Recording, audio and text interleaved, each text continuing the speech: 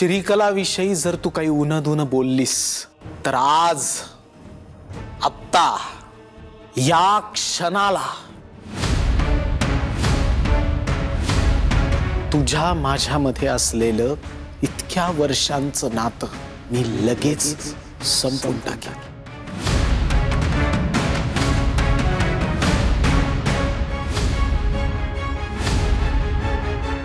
महाराज तुम्ही मी जे काही बोलतोय ते विचार करूनच बोलतोय। आता तूही माझ्याशी विचार करूनच बोल।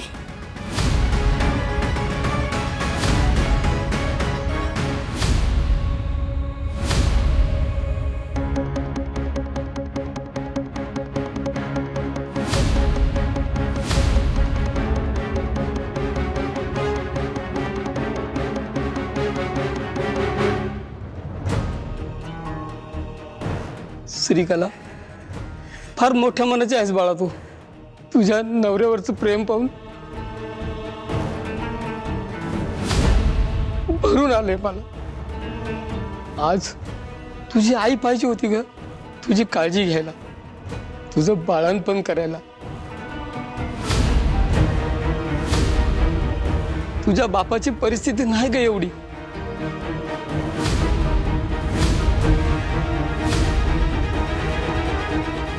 पण काळजी करू नको, कोंड्याचे मांडे करून खाऊ घालीन तुला।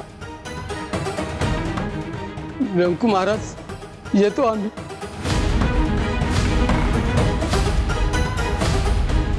चल।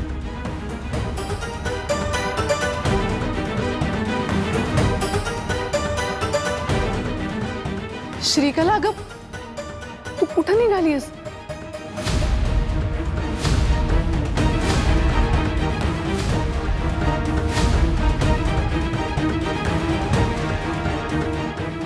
श्रीकला, शकुंतला काहीतरी विचारतीये तुला। व्यंकू महाराज, अहो लेकीचं पहिलं बाळणपण माहेरीच व्हायला पाहिजे ना। तुमच्या इतकी चांगली परिस्थिती नाही हो आमची, पण जमेल तेवढी काळजी घेईल मी तुमच्या सुनेची। हो, मला मान्य आहे, पण तिची काळजी घेतली जाणार नाही असं का वाटतंय तुम्हाला? तसं नाही वाटलेलं मला काही। नाही ना वाटते? चाल तर मग। श्रीकला तिच्या घरातून कुठेही जाणार नाही।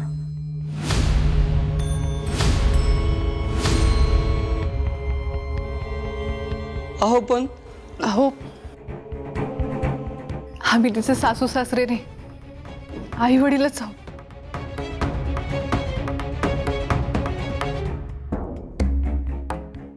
ती मला आई आणि यांना बाबा म्हणते।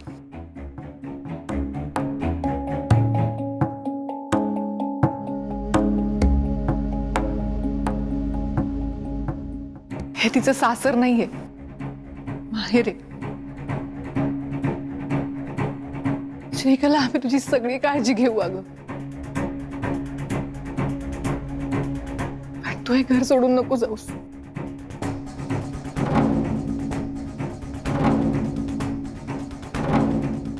अगदी बरोबर बोलतीये ती। हे बघा, मला तुमची काळजी कळती, पण आमच्या गोपाळचा अंश श्रीकलाच्या पोटात वाढतोय।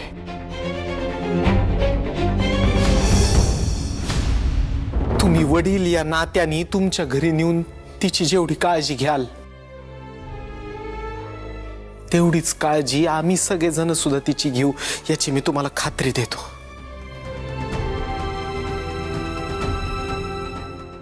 व्यंकू महाराज, तुम्ही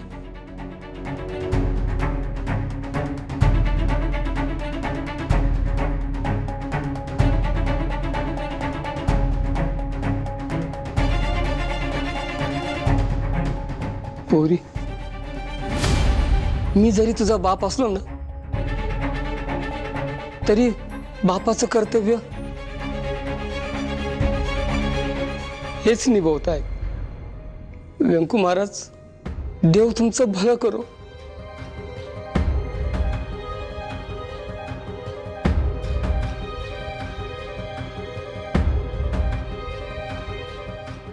पोरी येतो मी. बाबा बाबा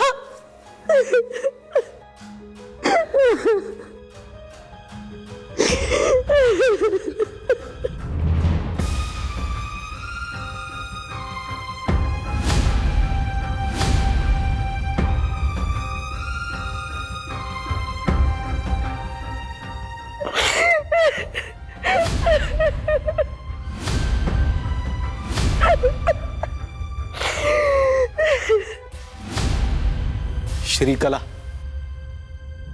बाळा आता तू आमची जबाबदारी आहेस.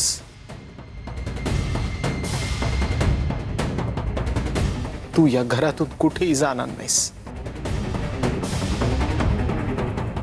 येतो मी.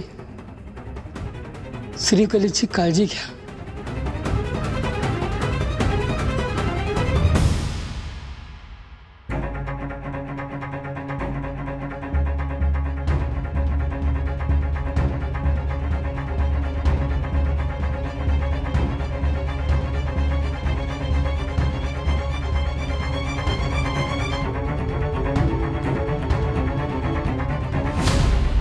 व्यंकू भाऊजी, वहिनी,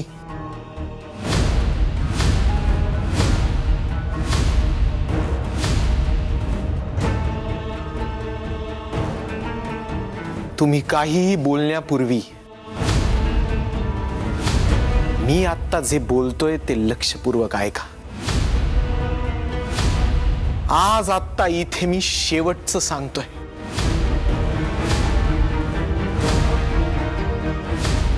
यानंतर जर श्रीकलाविषयी कोणीही उनदुन बोललं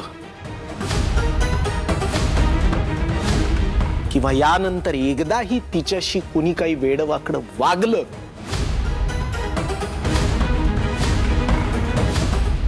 तर मात्र आपल्या या कुटुंबाचे दोन तुकडे होतील.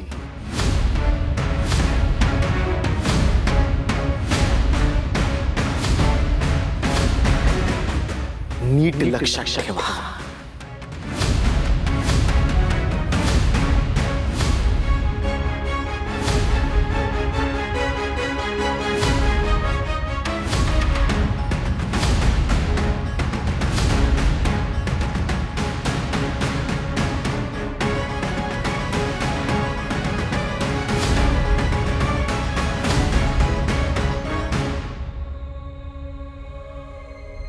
काळजी करू नकोस.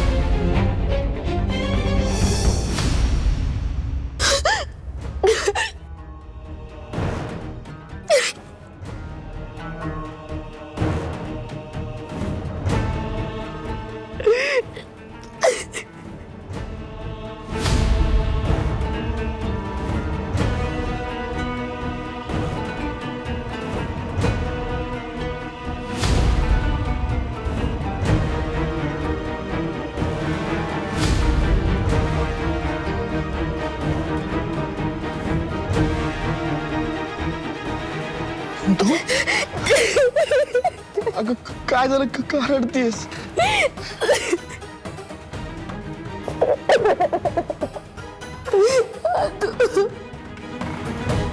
मला गोपाळची खूप आठवण येते रे.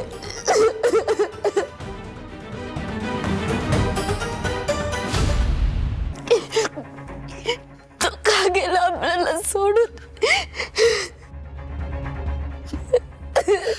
मला माहिती गोपा दादा चुकलाय. आपल्याशी बोलायला पाहिजे होतं ना, त्याच्या मनात काय ते सांगायला पाहिजे होतं. पण आता आपण काहीच करू शकत नाही. आता आपल्याला तो नाहीये स्वीकारावाच लागणार. शांत होईल तू. आपण नाही करू शकत काही आता. कशी शांत होऊया तू? अगं दुसरा उपाय आहे का आपल्याकडे? गोपाळ दादाने सुसाईड केलं. सुसाईड सोड जाऊ दे. झोप तू.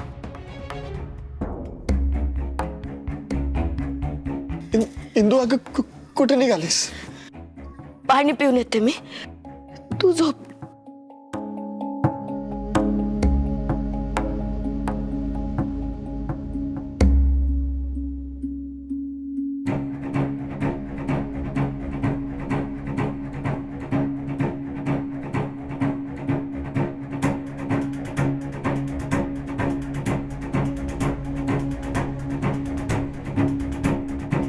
गोपाळ माझा मित्र होता, माझी सावली होता तो. भलेही आमच्यात दुरावा निर्माण झाला असेल, पण तरी सुद्धा तो माझ्यासाठी माझा जीव की प्राण होता. आणि आज नाही, गोपाळ आत्महत्या करणारा भ्याड नव्हता. तो असा करूच शकत नाही.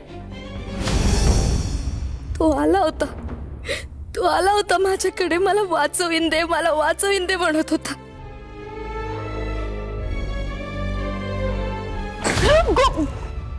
अरे गोपाळ, हिने मला वाचव.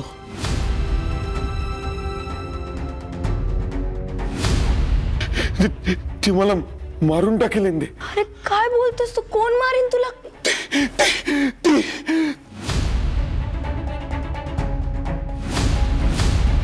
श्रीकला, त्या दिवशी तू फक्त आणि फक्त गोपाळमुळे वाचलीस. ज्या गोपाळने तुला या घरात आणलं, तुला इतकं वाचवलं, त्याच्या जीवावर उठलीस. तुला आता मी नाही सोडणार मी तुला. जीव घेणार मी तुझा.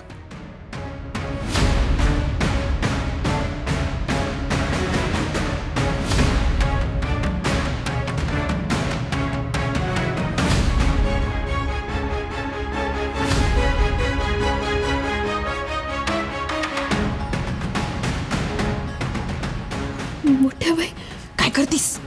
तिला धडा शिकवायला चालले. तुम्ही सोडा बरं मला. या नालायकीचा कायमचा बंदोबस्त करते मी. माझं घर उद्ध्वस्त करायला निघाली ती. मी तिला सोडणार, तुम्ही सोडा. एवढं चपसारखं वागू नकोस.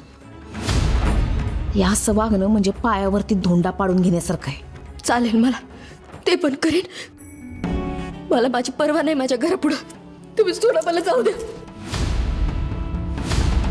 मला माहितीये तू या घराची रक्षण करतेस.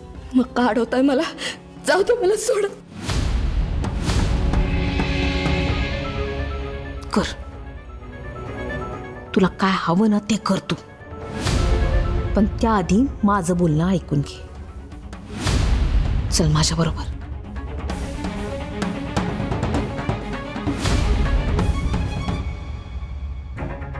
एरवी तर तुझ्या कीर्तनात तू सांगत असतेस ना की मनात विवेक असावा, विवेक बुद्धीनं वागावं. मग आता कुठं गेलाय तुझा विवेक? एरवी तर सामंजस्याने विचारानं वागतेस, आणि ज्या वेळेला खरा विचार करण्याची गरज आहे त्यावेळेला तू अविचारानं वागतीस. काय करू मग? काय करू मी? तिच्या चांगुलपणाची पट्टी निघणच झाली कुणाच्या डोळ्यावरून. किती पोटतिडकीने मी सांगते, कोणी विश्वासच ठेवत नाही. दिग्रसकरांचं घर संपवून टाकेन ही एक दिवशी, आणि मग आपल्या हातात काही उरणार नाही. हे तुम्हालाही माहिती आहे मोठ्या बाई. मला पण माहिती, म्हणून तर मी तुझ्या बरोबर आहे ना.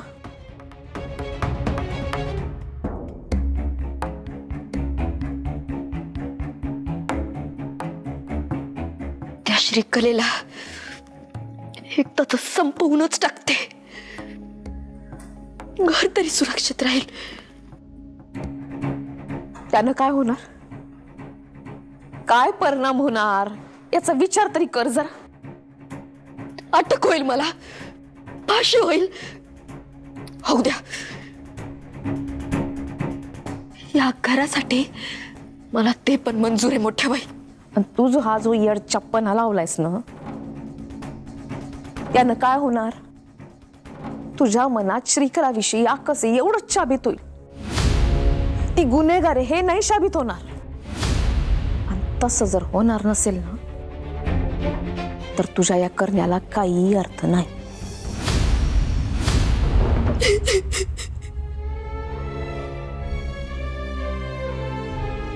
इंदू, मोठ्याबाई, मला सहन होत नाही हो. आपला गोपाळ तिने हिरावून घेतला.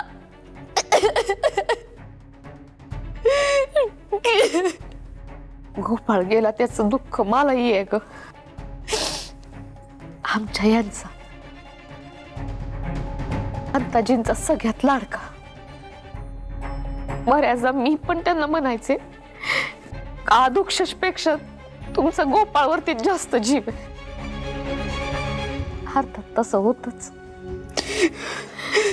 माझ्या नवऱ्यानं गोपाळसाठी जीव दिला ग. आणि आज या नालायक कार्टीने त्याच गोपाळला मारलंय. राग येतोय ना मला तिचा. तुला तर माझा राग ठाऊक आहे, पण आता असं रागावून नाही चालणार. आपलं एक चुकीचं पाऊल त्या श्रीकलाला 100 पट बळकटी देणारा असेल. आपल्याला श्रीकलाचा खरा चेहरा सगळ्यांसमोर आणायचा आहे. तिला गुन्हेगार शाबित करायचंय. येतंय ना तुझ्या ध्यानात?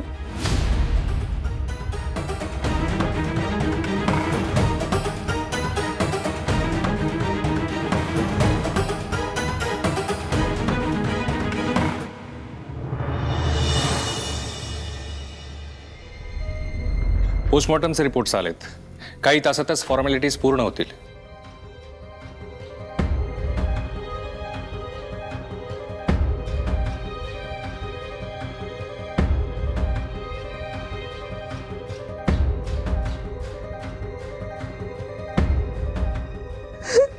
माझा Gopal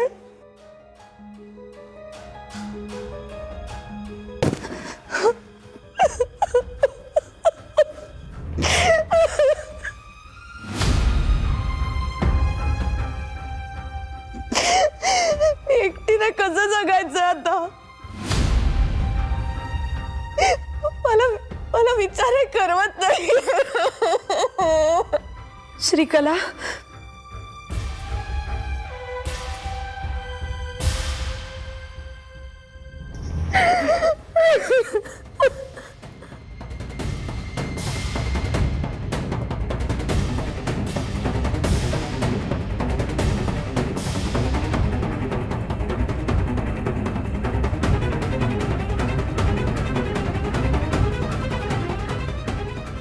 inspector sir,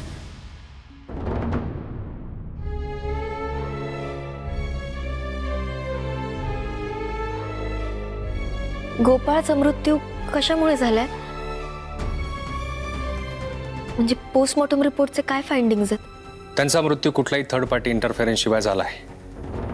clear suicide.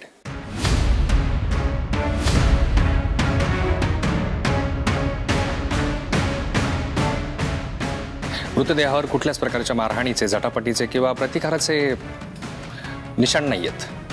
कधी कधी क्लीन सुसाईड दिसणाऱ्या केसमध्ये सुद्धा खूप मोठा घाणेरडा गुन्हेगार लपलेला असतो. पण ह्या केसमध्ये कुठलेही परिस्थितीजन्य पुरावे तसे मिळालेले नाहीयेत.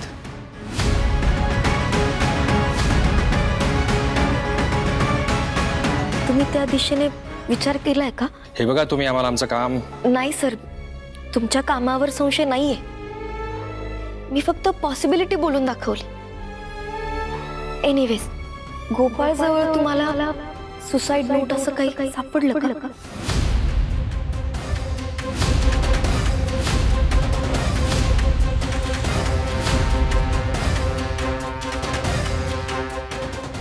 नाही, तसं काही मिळालं नाही. पण डॉक्टर दिग्रसकरांनी असं टोकाचं पाऊल का उचललं हे समजण्यासाठी मला तुम्हा सगळ्यांचीच म्हणजे या घरातल्या सगळ्यांचीच मला जबानी घ्यावी लागेल.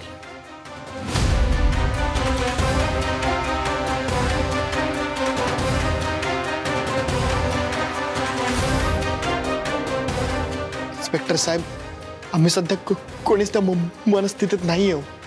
तुम्ही बरं ठीक आहे, मी नंतर येतो. आणि इंद्रायणी मॅडम, तुम्ही म्हणताय की तसं काही असेल तर ह्या अँगलचा विचार आम्ही नक्की करू. येतो मी.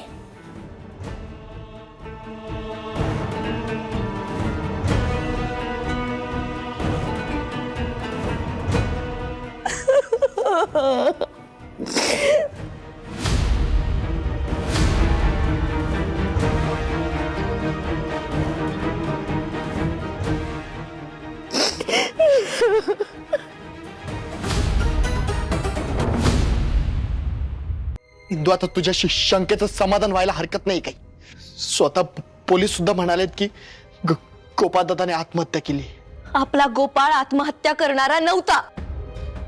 तेच, पुन्हा तेच. अगं इंदू, मग पोलीस खोटं बोलतायत का? हा, त्या पोस्टमार्टमच्या ज्या रिपोर्ट्स आहेत त्या खोटं सांगतायत. तुला तर त्यांच्यापेक्षा जास्त कळतं आता. मला माझी माणसं सगळ्यांपेक्षा जास्त कळतात. बस बस इंदू, बस. मला तुझ्याशी वाद घालायचा ना कंटाळा आलाय आता. आधी तुला पटत का नाहीये? मी खोटं बोलते वाटतं तुला? हो, खोटच बोलतेय तू. गोपाळ दादाने आत्महत्या केली आहे आणि हे सिद्ध झालंय. आणि इंदू, तू श्रीकलावरची नाही ते आरोप लावलेस ना, तो त्रास दिलाय ना तिला, त्याच्यासाठी तिची माफी मागायला पाहिजे. माफी? त्या पापिणीची? कशाबद्दल? आपल्या गोपाळला मारलं म्हणून? नाही इंदू, तुझ्याशी बोलण्यात ना पॉइंटच नाही राहिला आता.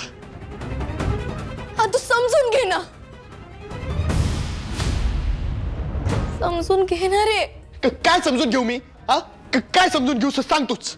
हेच की त्या श्रीकलाकडे कसली तरी विद्या आहे आणि ती विद्या वापरून ती लोकांची मती गुंग करते. तू अगं काय बोलतेस तू? तुला तरी कळतंय का? सगळं कळतंय मला, म्हणून बोलते. तिने या विद्येचा प्रयोग मोठ्या बाईंवर पण केला होता. मी तिथे पोचले म्हणून बरं, नाहीतर गोपाळच्या आधी मोठ्या बाईंनी आत्महत्या केली असा रिपोर्ट आला असता. तू अगं काय बोलतेस तू? हे जे खरंय तेच बोलतीये. बरं ठीक आहे, हे खरं आहे ना? मग तू जेव्हा सगळे होते तेव्हा तू आणि आईने हे सगळ्यांसमोर का नाही सांगितलं? कारण तू आता जसा विश्वास ठेवत नाहीयेस ना, तसंच ते मैमाच्यावर कुणीच विश्वास ठेवला नसता.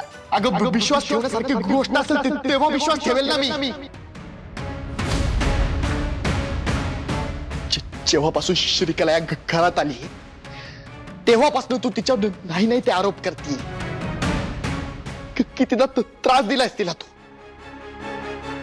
पण एवढं लक्षात घेईन तू जेव्हा पण तिच्यावर आरोप लावलेस ना, तेव्हा ते सगळे आरोप खोटे सिद्ध झाले. म्हणून ती निर्दोष आहे असं सिद्ध होत नाही. याला काय अर्थ येईन तू? खूप अर्थ आहे, तो तू समजून घेत नाहीयेस. दिग्रसकरांच्या घराला उद्ध्वस्त करायला आली आहे ती. वाटलं तू मोठ्या बाईंच्या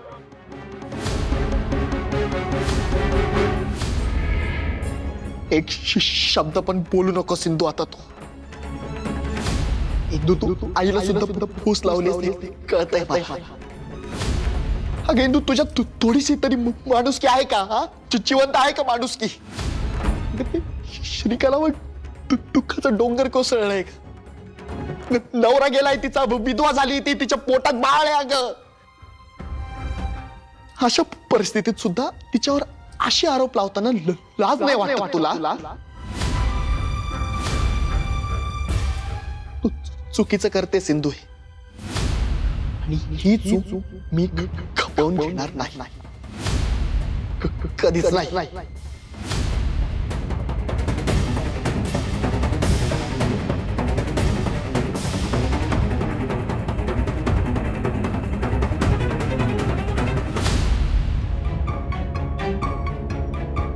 श्रीकला.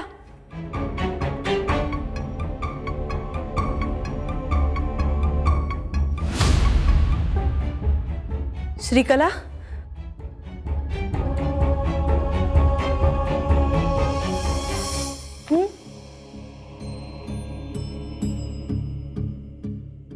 तू आत्ता कुठे निघालीस?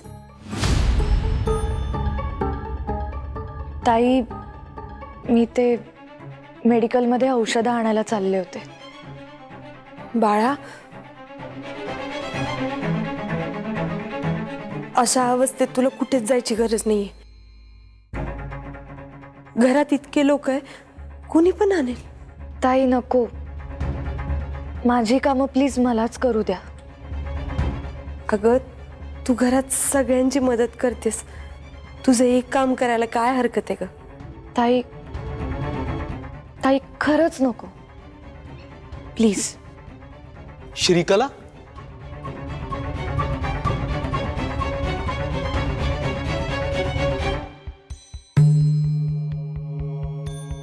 काय ग, तू कुठं निघालीस? काका बघा ना, एवढ्या उन्हाताना ते एकटीच निघाली. बाबा, मी मेडिकलमधून औषधं आणायला चालले होते. अगं, पण त्यासाठी तू कशाला जायला पाहिजे? तू नको असं एकटीने बाहेर पडू. मला दे, मी घेऊन येतो दे. बाबा, पण मला अगं ऐक, या बाबतीमध्ये तुझं कोणीही ऐकणार नाही. आता अशा अवस्थेत तू विश्रांती घे. जा खोलीत जाऊन पड, मी घेऊन येतो. हे तर घरात कैदच करतायत.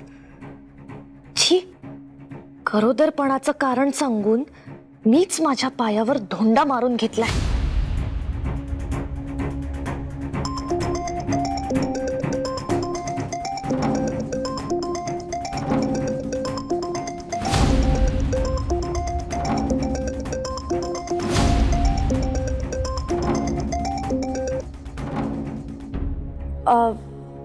नारायणी ताई, मी तुम्हाला औषधांची नावं मेसेज करते. तुम्ही प्लीज. हो, मी सगळी औषधं आणते. थँक्यू.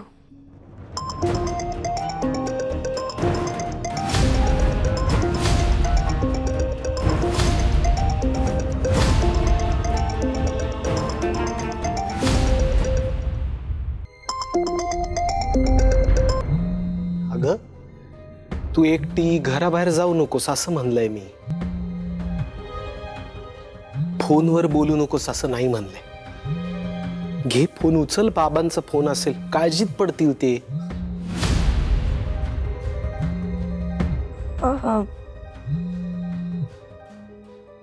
हो.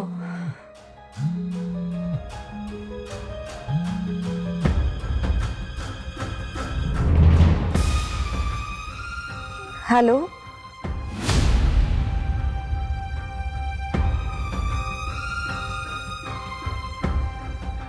हा आजी, नाही, मला नाही जमलं घरी यायला.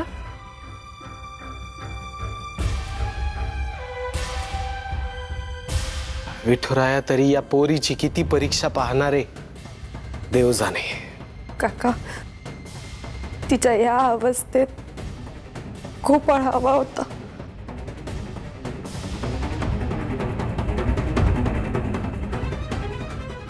अहो, बोला, काय बोलायचं बोला. ए श्रीकला, आजी आजी काय करते?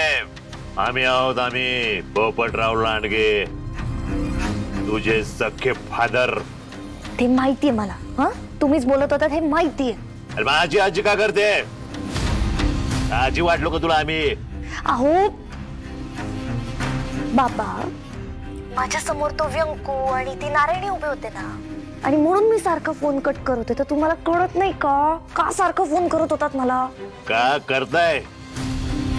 अगे इकडे येणार होती ना तू. हो, येणार होते, पण गरोदरपणाचं नाटक ना माझ्या अंगाशी यायला लागलंय आता. हो, हे लोक बाहेरच जाऊ देत नाही मला घराच्या. अरे मग भेटायचं कसं आपण? मला नाही माहिती, मी जरा विचार करते आणि सांगते मग. ठेवा फोन.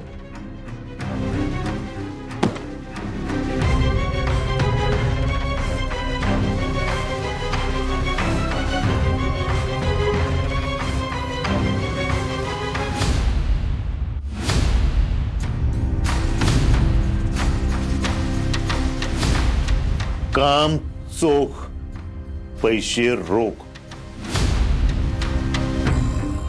हे आपलं असंच आहे. आम्ही कोणाचाही हिशोब बाकी ठेवत नाही.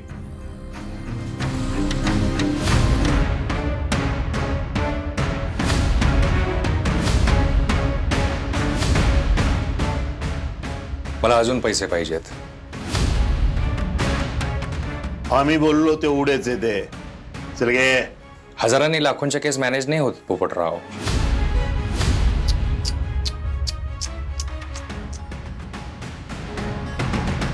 काय हे हाव हाव. अरे माणूस की नावाची काही गोष्ट आहे की नाही. माणूस मारणाऱ्याने माणुसकीच्या गोष्टी करू नये. ए पिंट्या. पिंट्या नाही, इन्स्पेक्टर गुलाब भोसले. पोझिशन बघून बोलायचं पोपटराव. अख्खाच्या अख्खा PM रिपोर्ट मॅनेज केलाय मी. गोपाळचा खून केला तेव्हा तुम्ही त्याच्या डोक्यावर वार केला. आणि जर ही गोष्ट बाहेर आली ना तर सगळेच्या सगळे हात जाल तुम्ही कायम.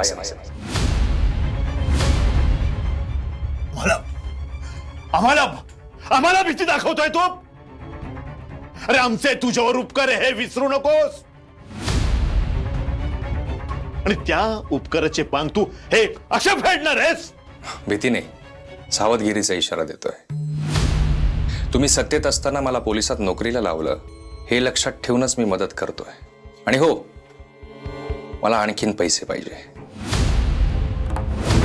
व्यवस्था करा, येतो मी.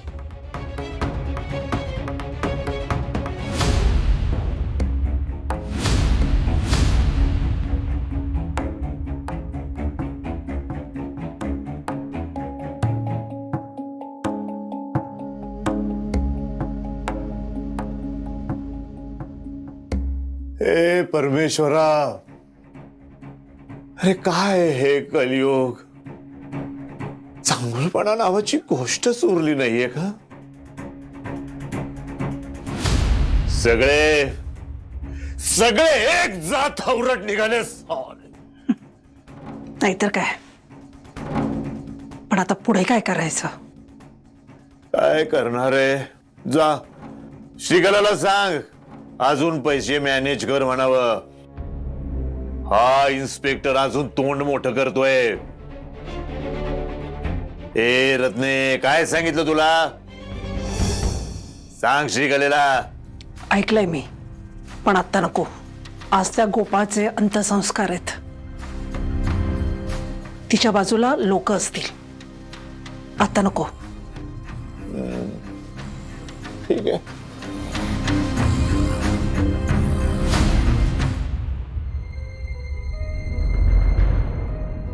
नियती नियती म्हणतात,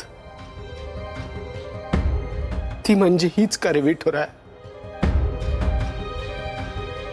अरे ज्याच्या खांद्यावरून मी माझा शेवटचा प्रवास करायचा, त्या स्वतःच्या एकुलत्या एक पोराच्या चितेला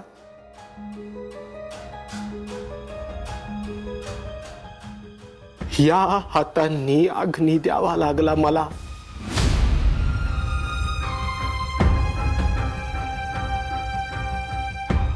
माझ्याशी काही न बोलता न सांगता गोपाळ मला सोडून कायमचा निघून गेला.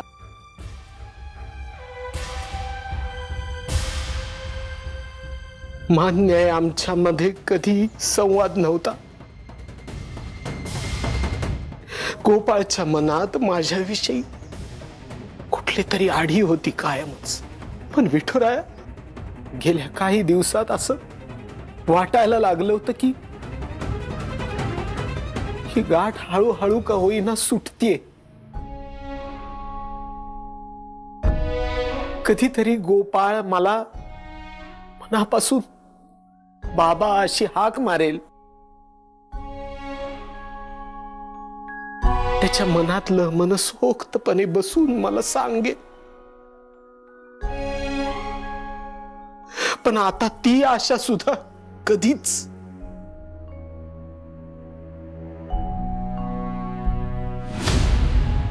गोपाळच्या मनात चाललेलं तर स्वतःच्या बापाशी तो बोलला असता तर कदाचित एवढं टोकाचं पाऊल उचललं नसतं का माझ्या मुलानं. असं इतकं काय त्याच्या मनामध्ये चालू होतं की त्यांनी हे असं टोकाचं पाऊल उचलावं. सगळ्या जगाला ज्ञान आणि अक्कल शिकवणारा मी माझ्या पोराच्या बाबतीत मी कमी पडलो. त्याच्या बाबतीत कायम गणित चुकली माझी, अपयशी ठरलो. विठुराया, आता असं वाटतंय की मी आपणहून गोपाळला समोर जाऊन विचारायला हवं होतं का की बाळा कसा आहेस तू, पण नाही करू शकलो मी हे. मला त्याला हे सांगायला हवं होतं की परिस्थिती कितीही वाईट असू देत, विचार कितीही नकारात्मक असू देत, कुठल्याही समस्येवरचं बाळा आत्महत्या हे उत्तर नाही रे.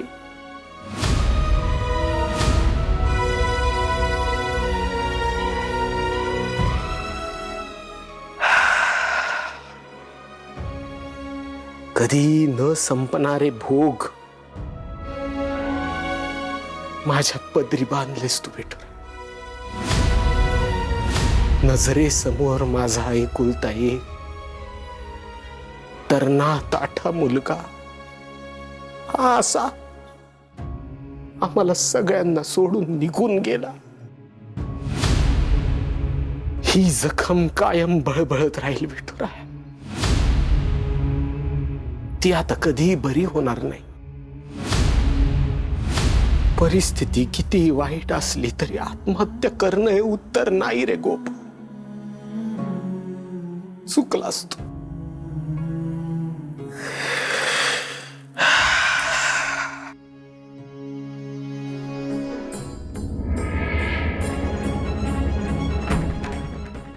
नाही महाराज, आपला गोपाळ आत्महत्या करणारा नव्हता. लोकांना जीवदान देणारा स्वतःचा जीव कसं काय घेऊ शकतो? तो इतक्या कमकुवत मनाचा नव्हता. बुद्धीच्या जोरावर अडचणी सोडवणारा लढवय्या होता तो.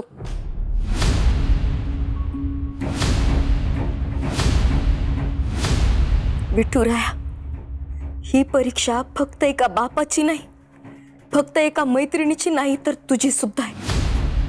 हा दोष तुझ्या माथी सुद्धा आहे. आता गोपाळच्या मृत्यूचं सत्य सगळ्यांसमोर आणावंच लागलं. आणि ही फक्त आमचीच नाही, तर तुझी सुद्धा जबाबदारी आहे.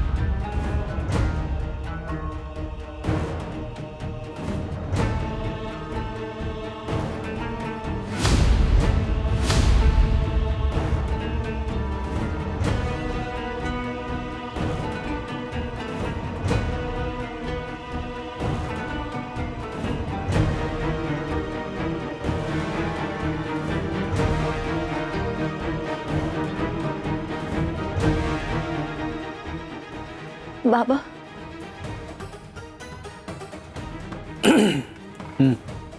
गोपाळ का सोडून गेला असेल आपल्याला? त्याने इतकं टोकाचं पाऊल का उचललं? या सगळ्यात माझी काही चूक झाली म्हणून असा विचार सुद्धा करू नकोस तू. कितीही बोललं ना तरी परत परत तोच प्रश्न माझ्या मनात येतो, का त्याने आत्महत्या केली? मग आपल्याला सोडून का गेला? सांगा ना बाबा, सांगा ना, काय कारण होतं? मी काय सांगणार बाळा तुला? या प्रश्नाचा विचार करता करता डोकं फुटून गेलंय माझं. माझ्याकडेच उत्तर नाही याचं मी काय बोलणार. काय करायचंय आता मी? गोपाळ शिवाय कशी जगू? आमचा संसार अर्ध्यावर सोडून गेलाय गोपाळ. मी का राहू मी? हा? नाही, आता जे गोपाळने केलं ना तेच मी. श्रीकला, चुकीचा विचार करतेस बाळा तू. आणि कुठलाही प्रश्न सुटत नाही कधीच. हे बघ, गोपाळचा अंश तुझ्या पोटात वाढतोय. आता तुला त्याची काळजी घ्यायची. त्याच्या भविष्यासाठी तुला नीट जगावं लागेल. आता धीर धरावा लागेल.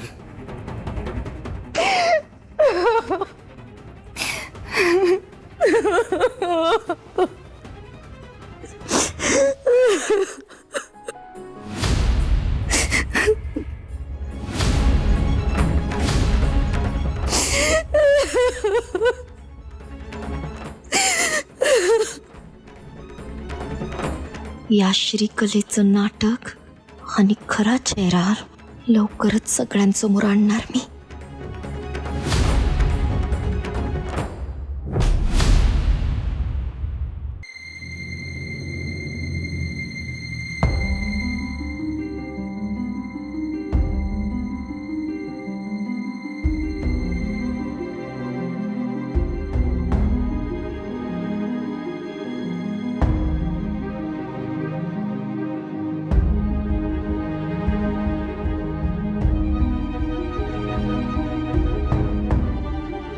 इंदू,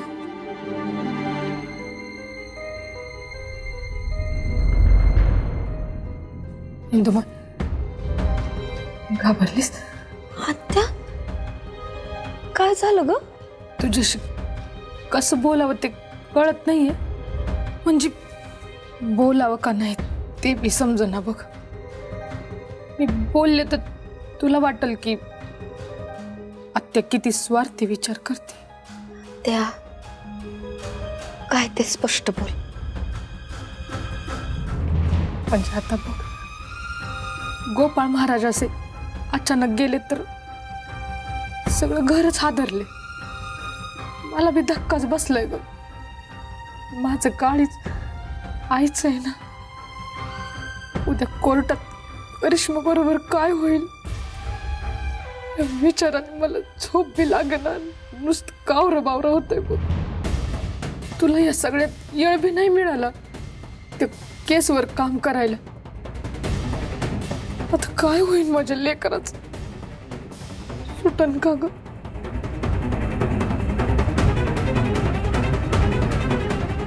आपली करिश्माताई निर्दोष आहे ना. बस काळजी करू नकोस. विठुराया आपल्या पाठीशी. त्याच्या दरबारी जर न्याय असेल तर करिश्माताई सुखरूप घरी परत येईल.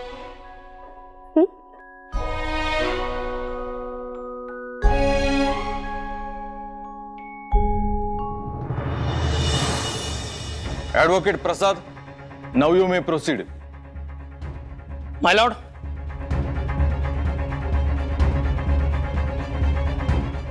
मोहितराव खून प्रकरणात करिश्मा दत्तोबा शेलूकर, वय वर्ष 26, या मुख्य आरोपी आहेत. हा गुन्हा त्यांनीच केला हे सिद्ध करण्यासाठी या केसमधील एकमेव साक्षीदार सुरेश मंगळदास विटकर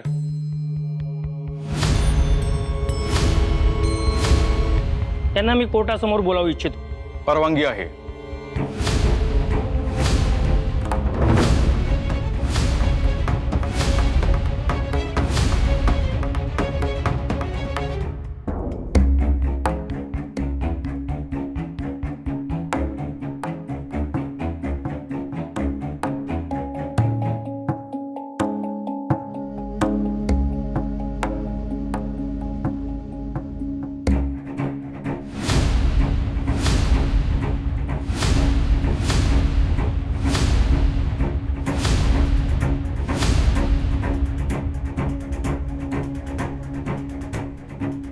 जे काय सांगेल खरं सांगेल, खोटं अजिबात बोलणार नाही.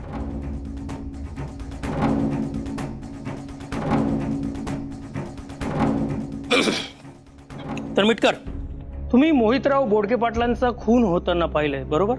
बरोबर.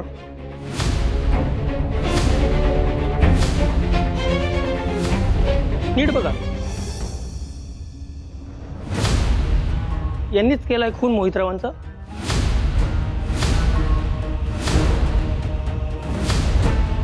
होय, यांनीच तर केलाय त्यांचा खून.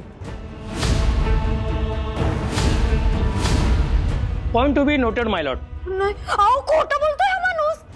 आरोपीने साक्षीदारास बोलू न देणे हा कोर्टाचा अवमान मानला जाईल. सो सॉरी माय लॉर्ड. भावनेच्या भरात बोलली आहे ती, पुन्हा अशी चूक होणार नाही.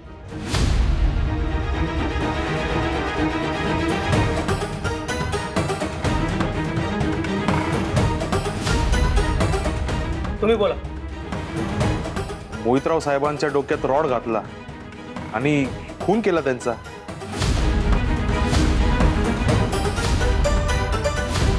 मी माझ्या डोळ्याने हे दृश्य बघितलं. That's it.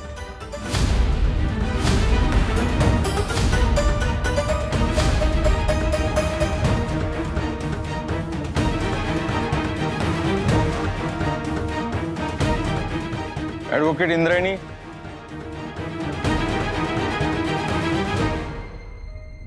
Thank you my Lord.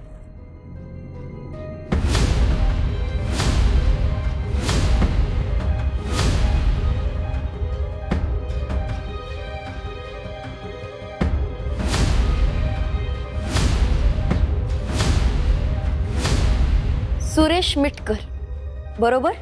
बरोबर. तुमच्या म्हणण्याप्रमाणे तुम्ही करिश्माला मोहितरावच्या डोक्यावर वार करताना खिडकीतून पाहिलं, बरोबर?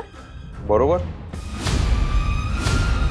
मला सांगा, वार झाल्यानंतर त्यांच्या डोक्यातून खूप रक्त निघालं असेल, ते खाली कोसळून पडले असतील ना, बरोबर?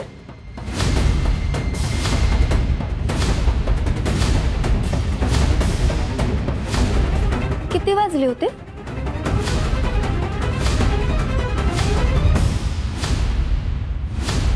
एक्झॅक्ट टाइम तर नाही आठवत. घड्याळ कोण बघेल त्यावेळीला? ते पण आहेच.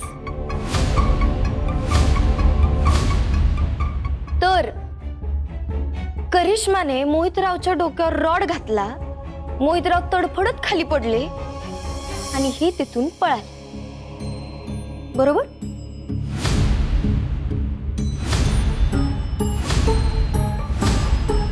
अगदी बरोबर मॅडम. पुन्हा पुन्हा काय तेच विचारताय? तसंच झालं की. मला सांगा, करिश्मा पळून गेल्यानंतर पण मोहितराव तडफडत होते का?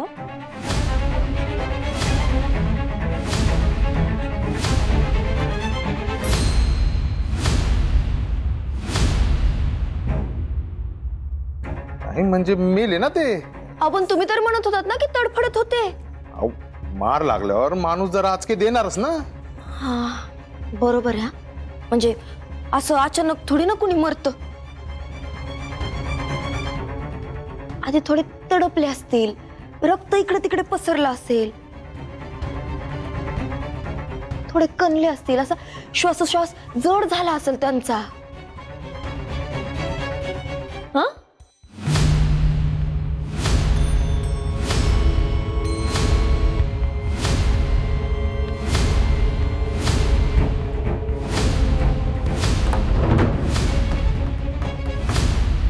मिटकर साहेब, अहो तुम्ही आय विटनेस आहात ना, तुम्ही असाल तिथे, तुम्ही बघितलं असेल हे सगळं. बोला की.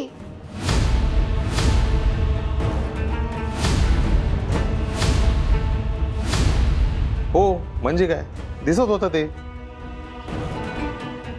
पाय खुरडत खुरडत मेला बिचारा मोहितराव.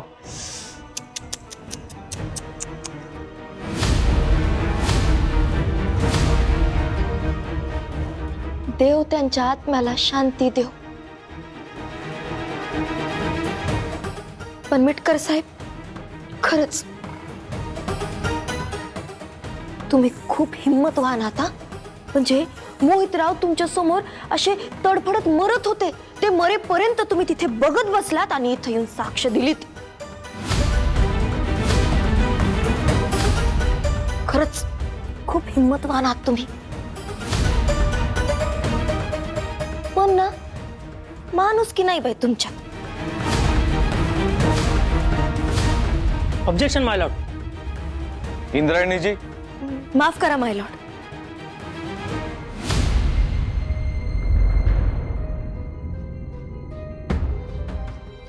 माय लॉर्ड, एखादा माणूस आपल्या समोर तडफडतोय तरी त्याची मदत नाही करायची, मदतीची हाक नाही मारायची, डॉक्टरांना नाही बोलवायचं, हे माणुसकी नसल्याचेच लक्षण आहेत ना.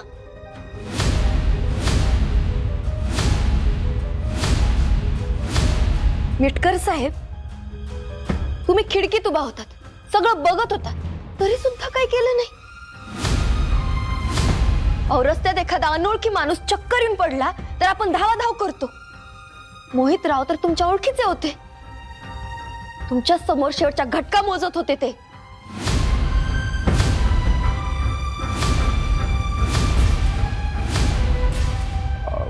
मी घाबरलो होतो. हा? घाबरलो तो? कोणाला?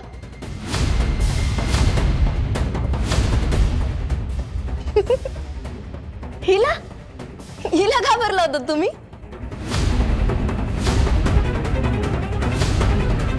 अहो, ही केवढी, तुम्ही केवढे. मिटकर साहेब, अहो पटेल असं बोला, जरा खरं वाटेल असं बोला.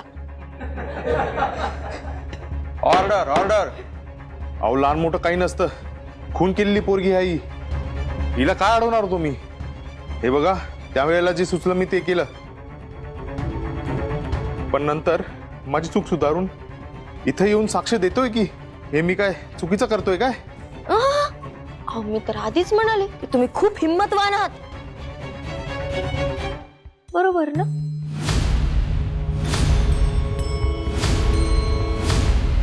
मिटकर साहेब, मला सांगा, तुम्ही कुणाच्या घरी भेटायला जात असाल तेव्हा त्यांच्या घरी दरवाजाने शिरता की खिडकीनं? ऑब्जेक्शन माय लॉर्ड. हा काय प्रश्न आहे? माय लॉर्ड, आपण कुणाच्या घरी भेटायला जातो तेव्हा दरवाजातनं शिरतो ना. हे खिडकीतनं शिरत होते. अहो मॅडम, मी दारातूनच जात होतो. मग तुम्हाला खून सुद्धा दारातनच दिसायला पाहिजे होता, खिडकीतनं नाही.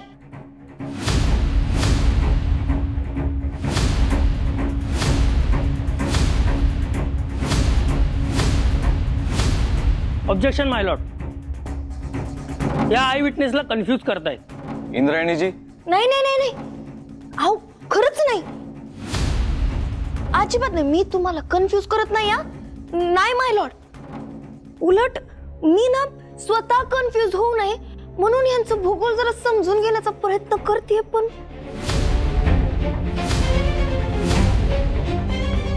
नाही, मला ना काही समजतच नाहीये माय लॉर्ड. म्हणजे बघा ना, दरवाजाजवळ असणारा माणूस खुनाच्या वेळी अचानक खिडकीजवळ पोहोचतो, कसं काय?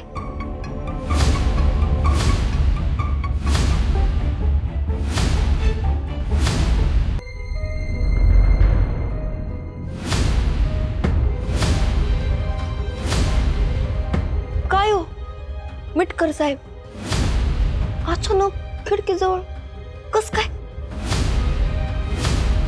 तुमच्या पायाला भिंगरी भिंगरी एक काय?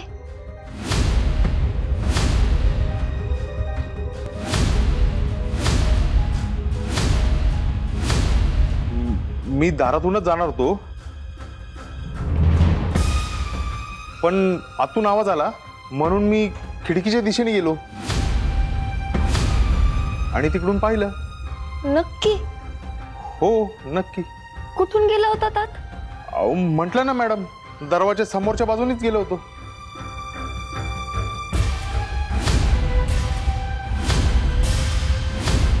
पुढच्या रस्त्याने गेला होता की मागच्या रस्त्याने गेला होता? अहो मॅडम, तिकडे जाणारा एकच रस्ता आहे की. गुड. मंदिराकडनं जातो ना तो रस्ता? हो बरोबर, मी तिकडूनच आलो. नक्की? अहो तो एकच रस्ता आहे, मी तिकडूनच गेलोय. विचार करून सांगा बरं का मिटकर साहेब. अहो मॅडम, तुम्ही माझ्यावर विश्वास का ठेवत नाही? मी त्याच रस्त्याने आलो आणि त्याच रस्त्याने गेलो. माय लॉर्ड, ह्याची नोंद घ्यावी.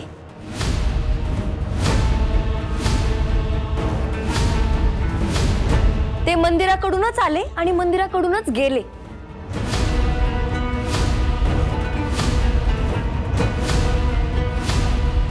मिटकर साहेब,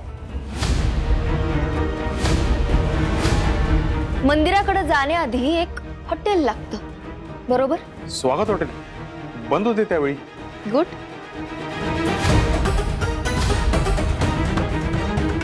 चांगलाच भूगोल माहिती करून घेतलाय त्या जागेचा.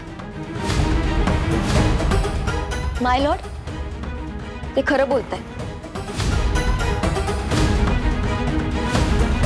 त्या दिवशी ते हॉटेल बंदच होतं, पण हॉटेलच्या बाहेर लागलेला सीसीटीव्ही कॅमेरा तो मात्र चालू होता.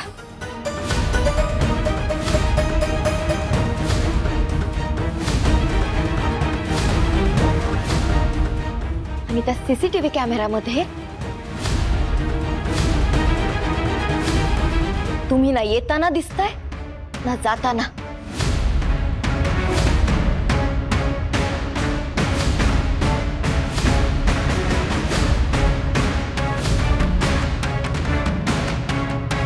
तुम्ही या कोर्टात आल्यापासून जे काही बोललात ते साफ खोटं बोललात. तुम्ही आय विटनेस नाही, लाईव्ह विटनेस आहात.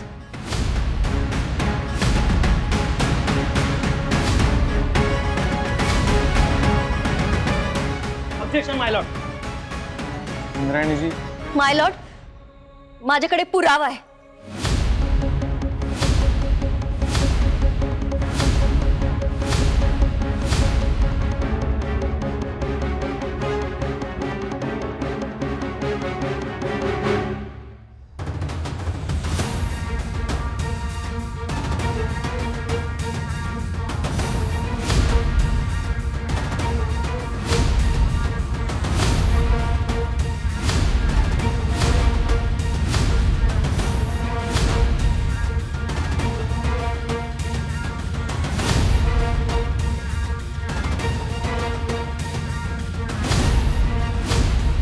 हे त्या हॉटेलच्या बाहेरचं फुटेज आहे. यात कुठेही मिटकर दिसत नाहीत. You can check sir.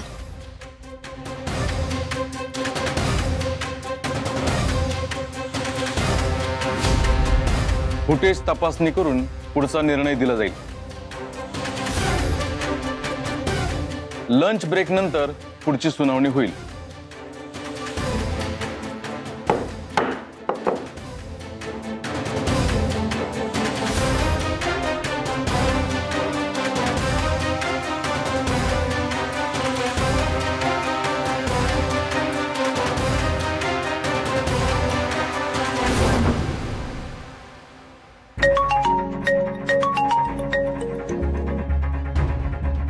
Hello. Hello, तुमचा तो आय विटनेस उघडा पडलाय. वाट लागली त्याची. काय काही काय बोलताय तुम्ही? कसं शक्य आहे हे? मी त्या मिटकरला ना चांगलंच पढवून पाठवलंय आणि आणि वरून त्याला हवे तितके पैसेही चारलेत. अहो, त्याला पैसे चारलेत, पण इंद्रायणीचं काय? तिनं त्या मिटकर वरती प्रश्नांचा भडीमार केलाय. पुरता गेम उलटा पुलटा झालाय. इंद्रायणी ना, तिचं ना काहीतरी करावं लागणार आहे आपल्याला. ते कराल तेव्हा कराल, पहिले आत्ताचा बघा. सिच्युएशन डेंजर आहे. इथे काहीही होऊ शकतं. तो मिटकर तुमचं नाव सुद्धा घेऊ शकतो. नाही नाही, हे शक्यच नाहीये. इम्पॉसिबल आहे. असं नाही होणार. आज इथे काही होऊ शकतं. तुमचं नाव पुढे आलं तर माझंही नाव पुढे येईल. सगळ्या करिअरची वाट लागेल माझ्या. नाही होणार, असं काही नाही होणार. पुढचं हिअरिंग सुरू होईल आता. बघतो मी काय ते.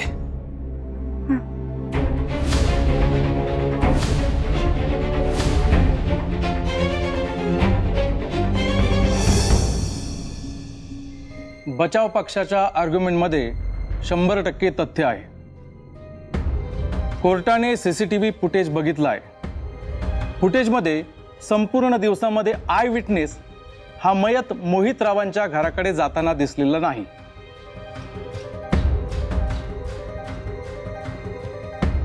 माय लॉर्ड, मला या केस संदर्भात अजून एक गोष्ट समोर आणायची. बोला.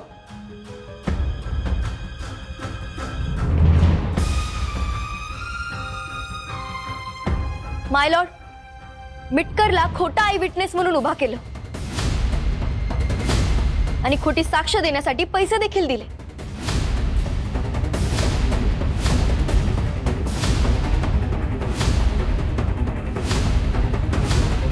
इंद्रायणीजी, कोर्टाला पुरावा लागतो. मिटकर काहीही काम करत नाही. त्यांच्याकडे पैसे येण्याचे कसलेही सोर्स नाहीयेत ना, त्यांना कोणती लॉटरी लागली. मग त्यांच्याकडे अचानक इतके पैसे कसे आले? त्यांनी घरात काही महागड्या वस्तू खरेदी केल्या. एवढंच नाही तर दागिने सुद्धा खरेदी केलेत. कोर्टाला पुरावा हवाय ना, माझ्याकडे तोही आहे. तो कोर्टाला सादर करा.